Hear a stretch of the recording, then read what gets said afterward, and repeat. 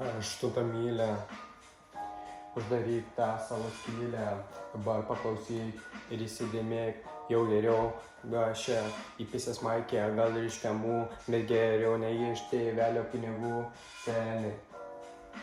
Tai yra graudu, nes aš viską pasiimu, o ne gaunu kaip tu, tiesiog aš darau dvigubai, kol miegi tu, aš keliuos prieš 5 ir vairinu į darbą, kol tu valgai pašildytas, mamos balkutės skanės, čia tiesiog viskas kitaip, pas mane sukrenta kortos antraip, pas tave nesudėlioja, tau čia viską, net mama dar tau 18 metų, o dar lova kloja.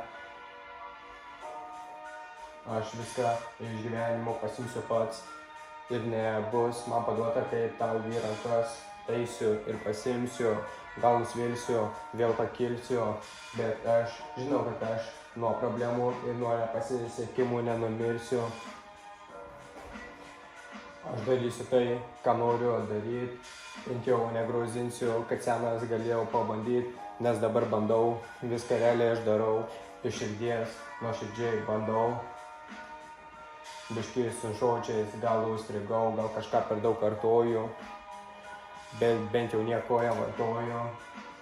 Man nereikia kaseko, kad įpišiau kažkokio achujieno treko. Man užteko. Aš ne OG, ne prafleimas, pajebat iš tikro man tas feimas. Aš paskęstu į muziką, kaip paskęsta per Titaniką laivas. Ne visada geriau jaučiuos, kai esu blaivas.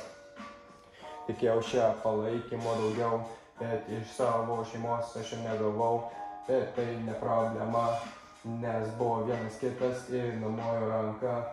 Aš matau, kad ten jau jie pradeda kažką ant manęs varyti, bet tu seni, ne čia pataikiai, nes tu dabar į mane nusitaikiai. Kai tu mane heitini, tai man kyla noras dar daugiau daryti, dar daugiau varyti ir tave iš proto išvaryti.